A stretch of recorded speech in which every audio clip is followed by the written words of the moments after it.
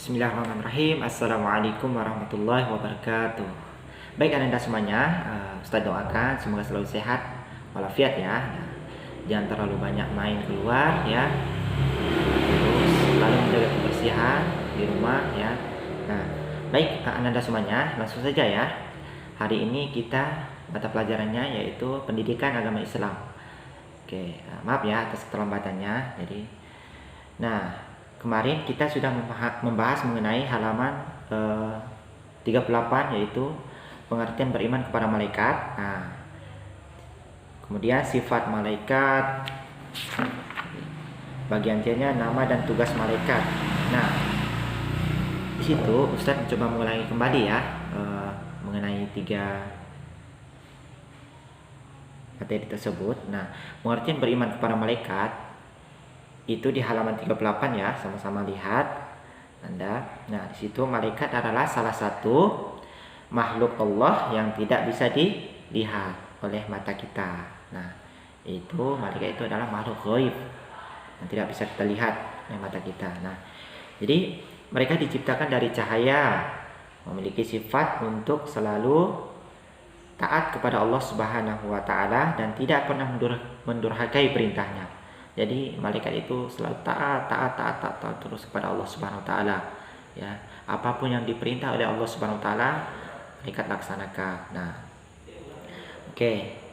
Nah, di situ ada beriman kepada malaikat menuntut terpenuhinya 4 perkara. Nah, kemarin sudah Ustaz jelaskan juga ya. Ada yang poin 4 perkara itu. Pertama, 1 meyakini keberadaan malaikat dengan keimanan yang tidak menyisakan keraguan sedikit pun. Nah, kedua itu meyakini nama-nama malaikat ya yang disebutkan dalam Al-Quran dan hadis. Kemudian yang ketiga meyakini sifat-sifat malaikat yang disebutkan dalam Al-Quran dan hadis, seperti malaikat itu diciptakan dari cahaya ya, memiliki sayap kan, dan mampu memperlihatkan dirinya dalam berbagai bentuk lainnya ya. Nah, jadi malaikat itu ya mempunyai sayap, diciptakan Allah dari cahaya dan bisa menyerupai bentuk-bentuk lain ya. Nah, kemudian yang keempat ya, beriman kepada malaikat menuntut terpenuhinya 4 perkara ini. Yang keempat, meyakini pekerjaan-pekerjaan malaikat. Nah, seperti yang disebutkan dalam Al-Quran dan hadis, seperti taat kepada Allah ya, taat kepada perintah Allah, bertasbih kepada Allah, beribadah kepada Allah, dan menjaga orang-orang yang beriman. Nah, jadi malaikat itu ya, dia itu selalu taat terus kepada Allah ya, dan apa yang diperintahkan Allah selalu dituruti. Kemudian bertasbih terus, beribadah terus kepada Allah. Itulah salah satu pekerjaan malaikat, dan malaikat itu menjaga orang-orang yang beriman, orang-orang yang soleh ya.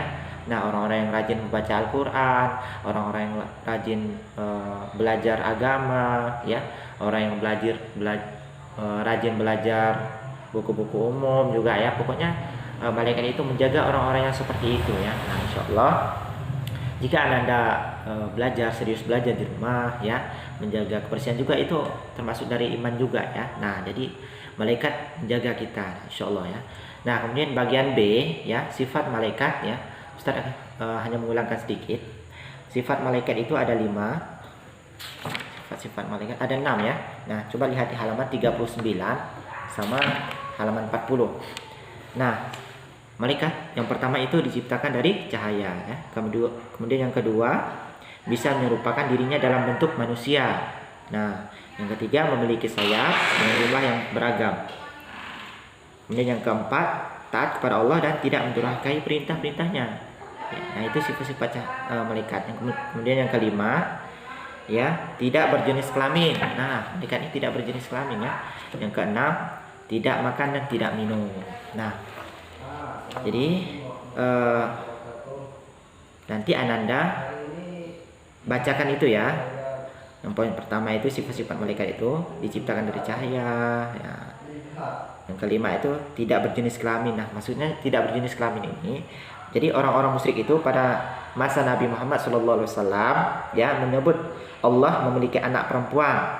Nah, maksudnya malaikat Allah Subhanahu wa taala sangat murka kepada mereka Itu di Al-Quran surah Az-Zukhruf ya, Az-Zukhruf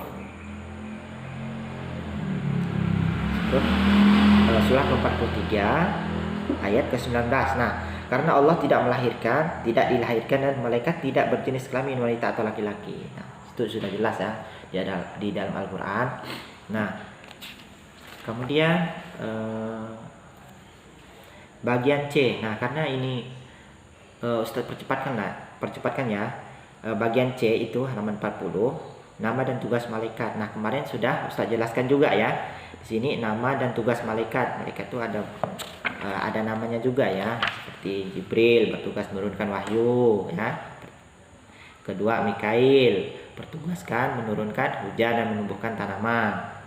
Kemudian yang ketiga, Israfil bertugas meniup trompet pada hari kiamat dan kebangkitan dari kubur.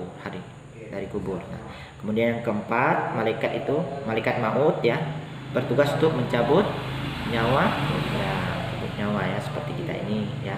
Jadi ada malaikat itu masing-masing tugasnya masing-masing ya. Nah, kelima itu malaikat mencatat amal manusia. Kemudian yang keenam, Mungkar dan Nakir bertugas menanya mayat di dalam kubur. Nah, ketika kita sudah meninggal nanti ya, di dalam kubur itu ada tanya jawab dulu ya, diskusi sama malaikat. Nah, insyaallah ya. Jadi kalau ketika kita di dunia ini masih hidup, kita banyak amal solehnya. Nah, insyaallah di dalam kubur kita akan mudah melalui itu, insyaallah ya, mudah-mudahannya.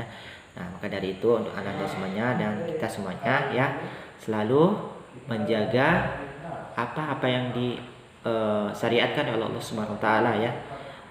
Kita selalu menjaga tauladannya Nabi kita Muhammad SAW ya, taati sunnah-sunnahnya ya. Nah, kemudian yang ketujuh, Malik bertugas menjaga api neraka. Yang kedelapan, Ridwan bertugas menjaga pintu surga. Insyaallah ya. Nah, nanti anda semuanya baca-baca ya di situ. Malaikat Israfil ini bertugas meniup trompet gitu, trompet pada hari kiamat dan bangkitan dari kubur. Nah, nanti anda baca, anda pahami. Jika anda belum paham nanti ya bisa tanya Ustadz, bisa chat Ustadz di WA ya, insyaallah. Nah, oke, mungkin itu saja dulu ya, takut kepanjangan juga nanti. Nah, Ustadz ulangi, jika ada pertanyaan nanti yang tidak mengerti, bisa Anda tanyakan ya, insyaallah. Oke, mungkin itu saja dari Ustadz, kurang lebihnya Ustadz maaf. Yang buruknya datang Ustadz dari pribadi, yang baiknya datang dari Allah Subhanahu wa taala. Baik, Ustadz akhiri, wabillahi taufiq wal hidayah. Wassalamualaikum warahmatullahi wabarakatuh.